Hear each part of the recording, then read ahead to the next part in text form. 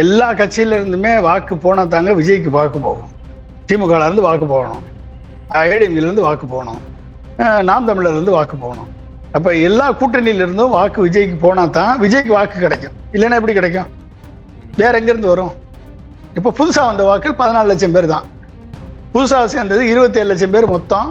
அதுல புது வாக்காளர்கள் 18 to 19 பிளஸ் வந்து 14 லட்சம் பேர் தான். 14 லட்சம் பேர் தற்கூரியா இருப்பான். இது ஒரே வெறுப்பு, என்ன வெறுப்பை உமிழ்ந்தாரோ அந்த வெறுப்பை அறுவடை செய்வார் திரு விஜய் அவர்கள்.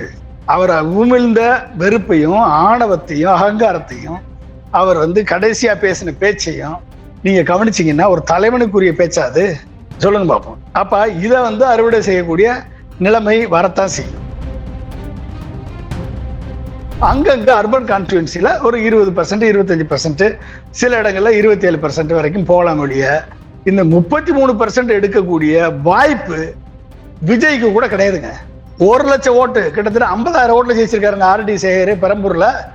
நீங்க 50,000 எடுத்து இன்னொரு 50,000 எடுக்கணும், 1 லட்சம் ஓட்டு வாங்கணும். இந்த ஃப்ளோட்டிங் பாப்புலேஷன், இந்த ஃப்ளோட்டிங் வாக்கு 20% வச்சுக்கிட்டு இவ்வளவு ஆட்டம் போட்டா இதெல்லாம் வந்து ஆட்சிக்கு வந்தா தாங்குமாங்க இந்த நாடு? இப்பயே ஒண்ணுமே இல்லாதப்பே இவ்வளவு ஆட்டம் போட்டா ஒருவேளை ஆட்சிக்கு வந்துட்டாங்கன்னு வச்சுக்கோங்க, அறுதி பெரும்பான்மை வாங்கிருச்சுன்னு வச்சுக்கோங்க, என்ன இந்த நாடு தாங்குமா?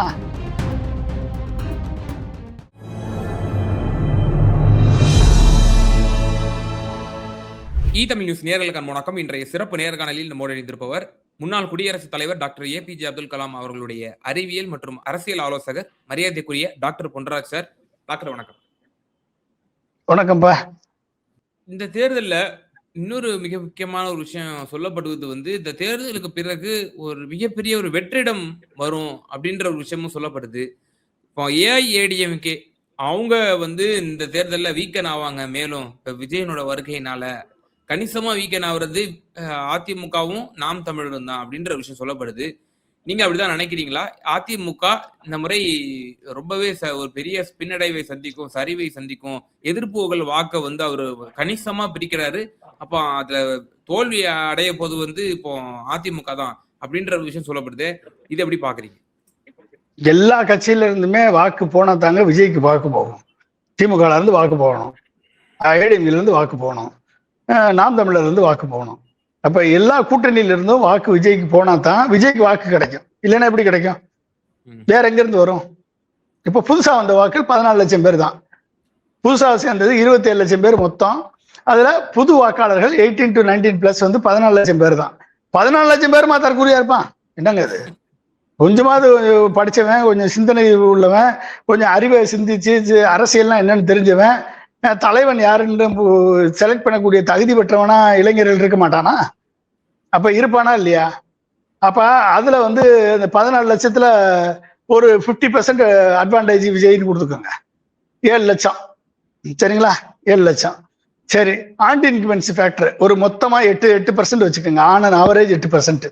ஏன்னா 1952 இருந்து லாஸ்ட் தேர்தல் வரைக்கும் ஆன்டி இன்குமென்சி ஃபேக்டருடைய ஆவரேஜ் எடுத்துக்கிட்டீங்கன்னா 6ல இருந்து 8% தான் ஆன்டி இன்குமென்சி ஃபேக்டர். அப்ப வந்து ஆளுங்கட்சிக்கு எதிரான மனநிலை கொண்டவர்கள் ஒரு 8% வச்சுக்கோங்க. மேக்சிமம் கொடுத்துருங்க 8%. இந்த 8%ல ஒரு 4%. ஏற்கனவே வந்து ஒரு 7 லட்சம் பேரு, இது ஒரு 4 லட்சம். எவ்வளோ ஆச்சு? நான் 4% எடுத்துக்கோங்க ஆன்டி இன்குமென்சி ஃபேக்டர். 4%. இந்த 7 லட்சம் பேர் ஏற்கனவே இருக்கான். அந்த 7 லட்சம் பேர் வந்து புது வாக்காளர்கள். அதாவது நான் வந்து விஜய் தான் எனக்கு பிடிக்கும், அவர் டான்ஸ் ஆடுறது பிடிக்கும், அவர் கொள்கை எனக்கு தேவையில்லை, அவர் நல்லா இருக்காரு, அவர் நல்லவர் அப்படின்னு நம்பக்கூடிய வெகுளிகள் இருக்காங்க. இந்த வெகுளிகளை தான் நம்ம வந்து ஒரு பொண்ணு ஒரு பிஇ படிச்சிருக்கோம் போல தெரியுது. அந்த பொண்ணு சொல்றா வந்து எடப்பாடியும் ஸ்டாலினும் ஆளுக்கு 2000 கொடுக்குறாங்க, ஆனா எங்க தலைவன் எங்க அண்ணா விஜய் அண்ணா அவரு அரசு பணத்தை வேணான்னு சொல்லிட்டாரு, சொந்த பணத்துல இருந்து தரேன்னு இருக்காரு அப்படின்னு சொன்னா எப்படிப்பட்ட ஒரு தற்கூரிய வந்து நம்ம பாக்குறோம். அப்ப இதெல்லாம் படிச்சு என்னங்க பண்ண? ஒரு 8ஆம் வகுப்பு படிச்சு ஒரு படிக்காம இருக்கக்கூடிய கிராமத்துல இருக்கக்கூடிய ஒரு டீ கடையில பேப்பர் வாசிக்கக்கூடிய ஒரு கிராமத்தில் இருக்கக்கூடிய ஏழை எளிய மக்கள் பேசக்கூடிய அரசியல் கூட தெரியல அப்படின்னா இதுகெல்லாம் படிச்சு என்ன பிரயோஜனம் சொல்லுங்க, என்ன அர்த்தம்? அப்ப இது போடுற ஓட்டை வந்து நீங்க எப்படி நீங்க இந்த ஓட்டெல்லாம் வந்து ஒரு ஓட்டு, இந்த ஓட்டை வச்சுக்கிட்டு தமிழ்நாடுடைய தலையெழுத்தே நிர்ணயிக்கணும் அப்படின்னா எப்படி இதை நிர்ணயிக்க முடியும் சொல்லுங்க? இது ஜனநாயகம்னு எப்படி ஏத்துக்கிற முடியும்?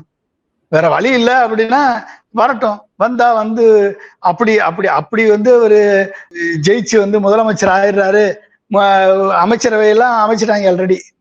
இப்ப என்னன்னா வந்து கவர்னர் தான் பதவியேற்பு நடத்தணும், இல்லைன்னா ஆல்ரெடி சிஎம் ஆயாச்சு, எஃப்ஐஆர்லாம் வாபஸ் வாங்கியாச்சு, போட்ட எஃப்ஐஆர் அத்தனையுமே வாபஸ் வாங்கிட்டாங்க, சிஎம் ஆயிட்டாங்க, அந்த லெவலுக்கு போயிட்டான்.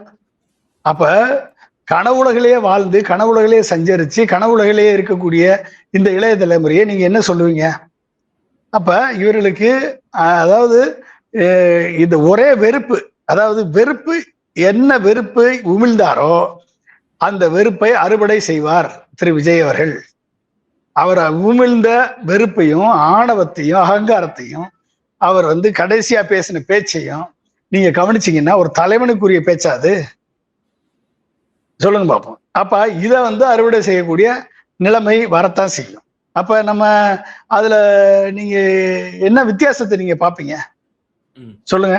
அப்ப நீங்க வந்து ஒரு பெர்சன்டேஜ் நான் சொல்றேன்ல, கிட்டத்தட்ட நீங்க எடுத்துக்கோங்க, ஓவராலா 8 to 10%, ஓவராலா 8 to 10% தமிழகம் முழுக்க. அங்கங்க அர்பன் கான்ஸ்டியூன்சில ஒரு 20%, 25%, சில இடங்கள்ல 27% வரைக்கும் போகலாம். ஒழிய இந்த 33% எடுக்கக்கூடிய வாய்ப்பு விஜய்க்கு கூட கிடையாதுங்க. 1,00,000 ஓட்டு, கிட்டத்தட்ட 50,000 ஓட்டுல ஜெயிச்சிருக்காருங்க ஆர்டி சேகர் பெரம்பூர்ல. நீங்க 50,000 எடுத்து இன்னொரு 50,000 எடுக்கணும், 1,00,000 ஓட்டு வாங்கணும், வாங்கினாதாங்க ஜெயிக்க முடியும். அந்த வித்தியாசம் 50,000 ஓட்டு. அப்ப 1,00,000 ஓட்டு வாங்கணும், நீ வாங்கினாதாங்க ஜெயிக்க முடியும். புரிஞ்சுட்டீங்களா? அப்ப நீ மதுரை கிழக்குல போய் மண்டி போட்டு சர்ச்சில் நடந்தா ஓட்டு போட்டுருவாங்களா கிறிஸ்தவ மக்கள்? சொல்லுங்க. எல்லாம் வந்து நான் ஓட்டு போட்டேன், என் பிள்ளைக்கு சொன்ன ஓட்டு போட்டேன் சொன்னதெல்லாம் எத்தனை பேர் தற்குறியா இருந்திருக்கேன் அப்படின்றத நம்ம வந்து தெரிஞ்சுக்க வேண்டிய ஒரு நன்னாள் தான் May 4th. அதுக்காக வந்து இதெல்லாம் வந்து நம்ம பார்த்து இந்த இந்த இந்த வலதுசாரி ஜேர்னலிஸ்ட், வலதுசாரி ஆதரவா பேசக்கூடியவர்கள் பேசுறதெல்லாம் வந்து தாராளமா பேசட்டும். அவர்கள் கனவு வந்து 35%, ஏன் சொல்ல, ஏற்கனவே அவங்க 40%, 50% கொடுத்தவங்க தான் அவங்க. 30%, 40% வாங்குவாருன்னு சொல்லி சொன்னவங்க தான் அவங்க. இந்த வலதுசாரி ஜேர்னலிஸ்ட், சர்வே எடுக்கிறவங்க, பத்திரிகையாளர்கள், மூத்த பத்திரிகையாளர்கள் அப்படின்லாம் வர்றாங்க. இவங்க எல்லாருமே வந்து விஜய் வந்து பெரும் வெற்றி பெறுவாருன்னு சொன்னவங்க தான். விஜய் ஆட்சி அமைப்பாருன்னு அவங்க பேசுவாங்க. அதை பத்தி நம்ம வந்து அது ஜனநாயகத்துல அந்த கருத்தை வரவேற்றுட்டு போக வேண்டியது என்ன, வேற என்ன பண்ண முடியும் சொல்லுங்க பார்ப்போம். அப்ப ஏற்கனவே இருந்த திராவிட முன்னேற்ற கழக தலைமையிலான கூட்டணி, அதிமுக தலைமையிலான கூட்டணி, நாம் தமிழர் கட்சி எல்லாருமே வந்து அவங்க எல்லாருமே எல்லா தொண்டர்களும் கட்சி தொண்டர்களும் பூப்பறிக்க போனாங்களா அவங்களுடைய வாக்குகளை எல்லாம் வைத்துக்கொண்டு? இந்த ஃப்ளோட்டிங் பாப்புலேஷன், இந்த ஃப்ளோட்டிங் வாக்கு 20% வச்சுக்கிட்டு இவ்வளவு ஆட்டம் போட்டா இதெல்லாம் வந்து ஆட்சிக்கு வந்தா தாங்குமாங்க இந்த நாடு சொல்லுங்க? இப்பயே ஒண்ணுமே இல்லாதப்பே இவ்வளவு ஆட்டம் போட்டா, ஒருவேளை ஆட்சிக்கு வந்துட்டாங்கன்னு வச்சுக்கோங்க, அறுதி பெரும்பான்மை வாங்கிருச்சுன்னு வச்சுக்கோங்க, என்ன இந்த நாடு தாங்குமா? எப்படி ஆகும்? ஹிட்லர் கையில் அகப்பட்டது போல, முசோலினி கையில் அகப்பட்டது போல, புட்டின் கையில் அகப்பட்டது போல, ரஷ்யா அகப்பட்டது போல தமிழ்நாடும் சிக்கி சீரழிஞ்சு சின்னாபின்னமாக போகும். அப்பொழுது ஒரு மிகப்பெரிய ஒரு சத்திய சோதனையை செய்ய வேண்டிய ஒரு சூழல் ஏற்படும். தோல்வி அடைந்தாலும் இனி எத்தனை தற்குறிகள் வந்து தவறான முடிவுகளை எடுக்குமோன்னு தெரியாது நம்மளுக்கு. அப்ப இந்த மாதிரி இந்த நேரத்துலதான் பெற்றோர்கள் கவனமா இருக்கணும்னு சொல்றேன் நான். இந்த உங்களை வந்து ஓட்டு போட சொல்லி உங்களை வந்து துன்புறுத்தி, விஜய் மாமா சொன்னாரு, விஜய் அண்ணா சொன்னாருன்னு சொல்லி பெற்றோர்களை ஓட்டு போட சொல்லி துன்புறுத்தி பிரச்சனை பண்ணி உங்களை ஓட்டு போட வச்ச உங்க குழந்தைகள், உங்க பேரன் பேத்திகள் இந்த நேரத்துல நீங்க கண்டிக்கல அப்படின்னா ஒருவேளை தோல்வி வந்து ஒருவேளை வந்து 3ஆம் இடத்திற்கு போயோ இல்ல 2ஆம் இடத்திற்கு வந்தோ இவரால் வந்து பதவியை பிடிக்க முடியவில்லை என்ற சூழல் வந்தால் ஒவ்வொரு பெற்றோர்களும் பெரியவர்களும் குழந்தைகளை வந்து செவிலே 4 இருத்துருத்துங்க. முதல்ல ஃபர்ஸ்ட் அடி, உங்க அடி விழுந்தா தான் அது வந்து அடுத்து போலீஸ்ல அடி விழுகாம தப்பிக்காது. ஸ்கூல்ல அடிக்கிறது இல்ல, ஆசிரியர்கள் அடிச்சா நம்ம குற்றம் சொல்றோம், கடைசியில் அவன் குற்றவாளி ஆகி நடுத்தருவில் நிற்க வேண்டிய சூழல் ஏற்படுகிறது. புரிஞ்சுட்டீங்களா? இன்னைக்கு போடுற போர்டுல அந்த பிள்ளைங்க அன்னைக்கே திருந்தணும். இனிமேல் பேசுவியா, முதல்ல அரசியல் என்னன்னு படி, அரசியலை புரிஞ்சுக்கோ. ஓகே, படிப்புல கவனத்தை செலுத்து, அரசியல்னா என்னன்னு புரிஞ்சுக்கோ. அதை விட்டுட்டு அவன் சொன்னா இவன் சொன்னா சினிமாக்காரன் சொன்னா வந்து என்னை ஓட்டு போடுன்னு சொன்ன செவிழு பிஞ்சு போகணும்னு சொல்லி 4 திருத்தி ஒழுங்கா உட்காந்து அந்த பிள்ளைகளை வந்து கண்டிச்சு வளர்க்கல அப்படின்னா நீங்க பிள்ளைகளை இழந்துருவீங்க.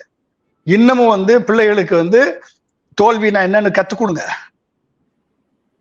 கூடாதுன்னா கூடாதுன்னு சொல்லுங்க, தவறுனா தவறுன்னு கண்டிங்க, ரைட்டுனா பாராட்டுங்க, நல்லதை பாராட்டுங்க, கெட்டதை கண்டிங்க, அடம் பிடிச்சு கேட்பதை வாங்கி கொடுக்காதீங்க.